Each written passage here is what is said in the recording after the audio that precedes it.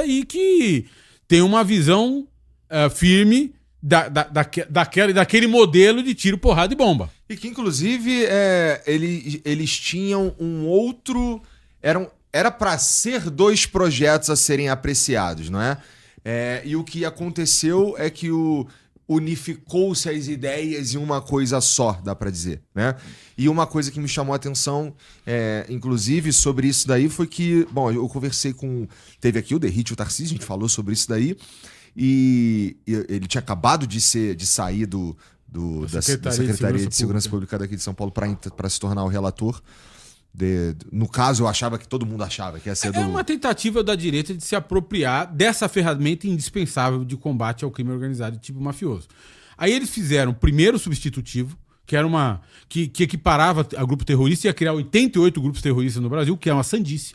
A Faria Lima caiu de pau em cima deles. Falou, vocês vão quebrar a economia do país. Aí eles fizeram o segundo substitutivo, que era uma M, fizeram o terceiro, que era outra M, e aprovaram o quinto.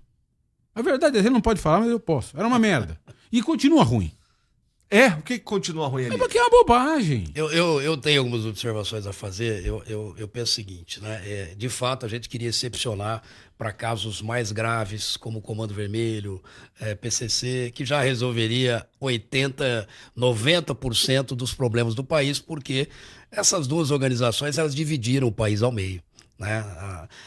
O número maior de homicídios em determinado estado é por conta de guerra entre as duas facções que se associam a outras organizações locais. O que houve foi uma opção por unificar tudo. No primeiro momento, como disse o Valfrido, no substitutivo, equiparando todas as facções do Brasil, inclusive aquelas que atuam num bairro, como organizações terroristas. Né? E depois, quando houve muita crítica, foi mudado e criou-se um tipo penal, vamos dizer assim, autônomo, né? Que não está nessa seara da legislação antiterrorismo. O que eu acho que precisa ser esclarecido, primeiro, qual a vantagem de se declarar o PCC ou o Comando Vermelho, vantagem para o Brasil, para o brasileiro, para o povo que está lá na ponta e para mim, que sou operador de direito, que sou promotor, para o policial, de classificar o PCC como terrorista. Fora da questão das pessoas acharem no imaginário popular que isso vai agravar a situação do criminoso, vai diminuir, de certa maneira, o crime, ou vai ajudar o Ministério Público, a Justiça e a Polícia. Né? Veja, todos os instrumentos que foram propostos na lei antiterrorismo, que estão na lei antiterrorismo, nós já temos em outras legislações. Está na lei 12.850, que é das organizações criminosas, está na lei antidrogas também, as mesmas ferramentas. Então, veja, isso era mais uma questão retórica, né? Me parece até populista, essa classificação, essa briga por se classificar, né? Achando que nós vamos ter aí uma intervenção dos Estados Unidos ou de outros países. Claro, nós temos esse problema do ponto de vista econômico, submissão que existe na direita, na do ponto de vista de soberania nacional, porque existe mesmo esse risco, mas se pegar a maioria dos países do mundo que seguem, por exemplo, a classificação da ONU, eles não seriam classificados como terroristas, né? O que a gente precisa, e veja bem, a máfia, ela pratica atos terroristas. Ela já explodiu o trem, já matou milhares de policiais, mas ela não é considerada organização terrorista. O PCC e o Comando Vermelho PCC também pratica atos terroristas, eu defendo isso nas minhas aulas e palestras, mas ele não é uma organização terrorista. O fato de praticar atos não equipara ao terrorismo. Né? Esse é um ponto. Agora, qual a vantagem? Nenhuma do ponto de vista legal, em termos de instrumentos legais para se combater essa facção, essas facções, não haveria nenhum aumento, nenhum benefício. Tá? Então, esse é um ponto. Agora, da maneira como ficou, qual a crítica? Né? Você está perguntando qual a crítica. Veja, primeiro que unificou também todas as facções. Então, a maior delas, que é o PCC hoje, que está em 28 países fora do Brasil, que tem uma arrecadação de bilhões de dólares, ela é equiparada com uma pequena facção lá do norte e do nordeste, que tem uma atuação muito regional. Então, eu acho que isso também não é uma boa técnica, né? Você igualar organizações, duas potências ou três com as demais. Isso é um ponto, né? É como você ter uma bala de canhão para dar um tiro num camundongo, por exemplo. Esse é um ponto. Segundo ponto, que parece que passou a margem disso tudo. Essa legislação extremamente grave que foi proposta, como eu disse, eu sou um defensor, acredito que o Valfrido também, de um maior rigor nas penas, que é preciso, não dá para também tratar o criminoso como a esquerda constantemente quis dizer, que são fruto da desigualdade social. A gente precisa tratar do problema agora, né? Então precisa de rigor. Agora, veja, você criou uma legislação que aumenta a pena de 20 a 40 anos. Essa pena pode ser agravada até por 65 anos, fora os crimes conexos, né? Então vai dar uma punição muito grande. Agora, veja, o que está de fora desse pacote anticrime, por exemplo, desse marco legal? Todos os crimes de colarinho branco, todas as organizações criminosas, por exemplo, que atuam com essas organizações ultraviolentas, mas que não pegam em arma. A Carbono Oculto, por exemplo, teria dificuldades em ser enquadrada na lei, né, no marco legal. Quem que nós vamos pegar? Vai pegar aquele criminoso do morro que está com o fuzil? Né? Essa é a questão. Eu acho que precisaria talvez um aperfeiçoamento, mais do que né, isso, né, para que a gente possa realmente atingir, porque o cara que financia aquele armamento, ele não está no morro. Mais ou menos por aí. Em primeiro lugar é o seguinte, se você não tiver, vamos lá, vou voltar a esse ponto, se você não tiver uma lei antimáfia, ou chame como quiser, não quer chamar de máfia, enfim, máfia é o nome, mas vamos pensar que queiram chamar de outro nome. Tá. Se você não tiver um critério de associação, primeiro de identificação e caracterização daquele grupo, do que a lei fala? Caracteriza direito o grupo. Não é todo mundo. É isso que o Lincoln está dizendo. São alguns. O problema são em alguns. O teu celular roubado na Avenida Paulista é o PCC que está por trás. Tá? Então, a criminalidade de rua, por isso que a gente tem que desmantelar a organização para melhorar a criminalidade de rua. Não nos enganemos. Então, a primeira coisa é identificar o fenômeno. O que é que eu estou regulando? Segunda coisa é dizer quem é que está associado ao fenômeno. Quem é líder? Quem é gerente? Quem é soldado? Quem é empresa capitalizada? Quem é empresa financiada? Qual é o fundo que gere? Até para dizer para as pessoas o que acontece se você for líder. Qual é a consequência se você for líder de uma organização criminosa? Não é só fazer um assalto ou vender cocaína. Ou fazer tráfico. É estar associado a crime. Estar associado é crime. E nós não temos isso nessa lei. Porque estar associado é crime.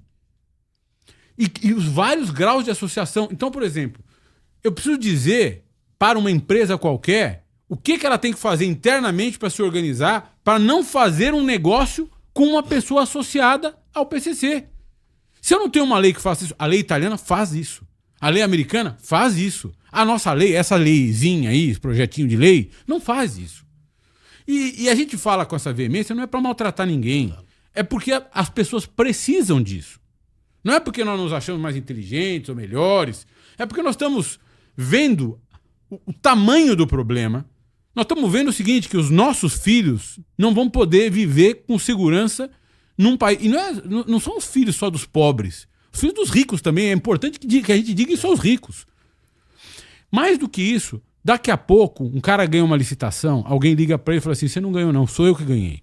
Eu vou tomar a tua empresa.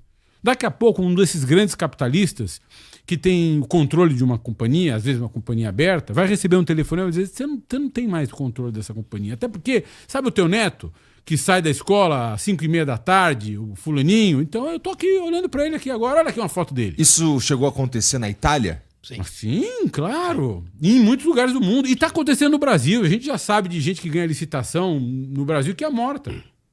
É morta. Porque não aceitou entregar os pontos. Isso vai acontecer mais e mais.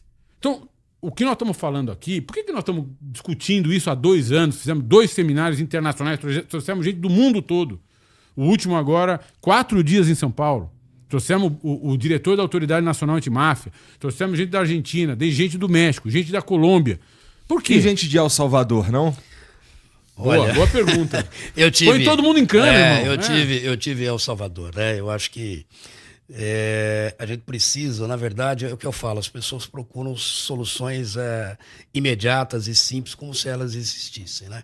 Eu costumo dizer, olha, me perguntaram isso já, dá para a gente resolver o problema como resolveu El Salvador? Eu falei, perfeitamente. Só que eles são um país de 6 milhões de habitantes, nós temos 200 milhões.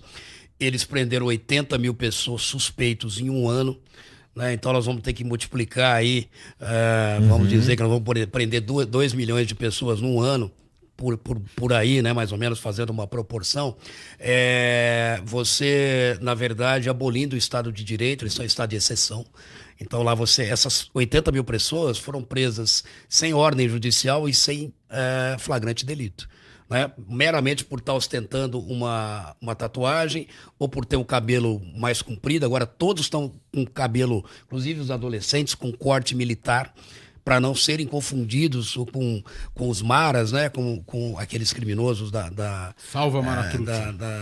Do MR13. Marras, enfim, né? Marras Salvatrucci. Marras. Então, veja, você me faz uma unidade prisional para 40 mil presos. Uma unidade prisional que seja considerada segura, né? Ela teria que ter pelo menos aí 2 ou 3 policiais penais por preso. Evidentemente não é o caso lá. Então, numa unidade de 40 mil presos, você teria que ter pelo menos 100 mil policiais penais para, claro, né, com as folgas, etc., para ter uma segurança mínima. Aquilo lá, se explodir, será o maior massacre da história da humanidade. Você pode ter certeza disso. E detalhe também, né? Além de estar no estado de exceção, eles controlam a mídia. Então, eu tive conversando com policiais do FBI que estiveram em El Salvador. De fato, a criminalidade diminui muito.